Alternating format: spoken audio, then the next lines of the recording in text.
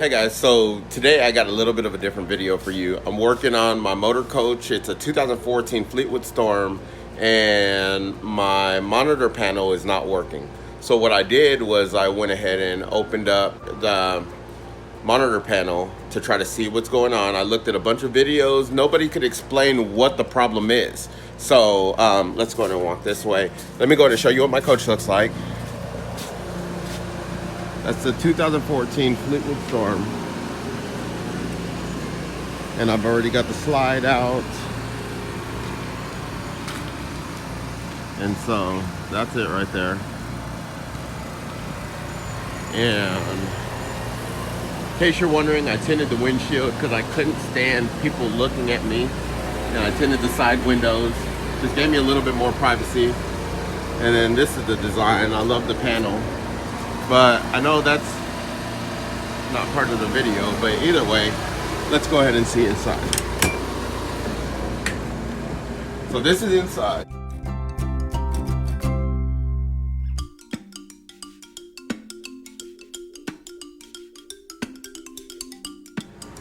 And right when you come in is the control panel. Looks like that.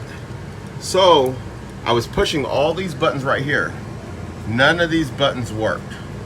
If I could get it to focus. There it goes. None of these buttons worked.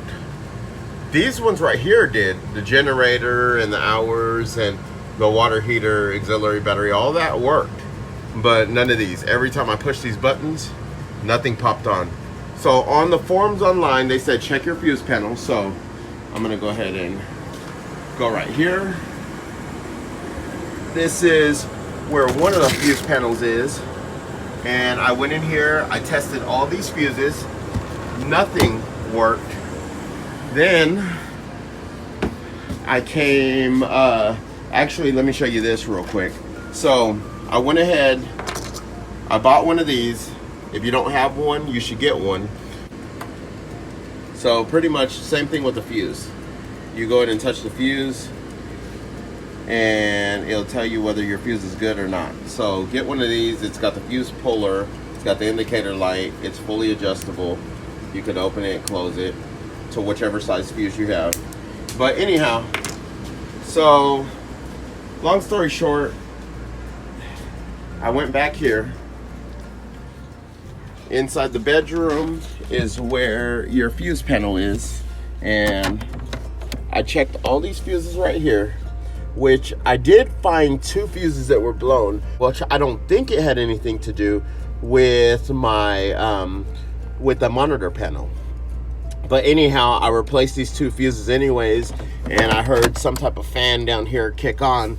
And so now with that being said, I went back over here after I checked those fuses and I pushed all the buttons. Nothing still worked. So then there's a fuse panel right here on the step, right when you come in. You just pull this up and there goes your fuse panel right there. That's the third fuse panel, because there's only 3 fuse panels in this.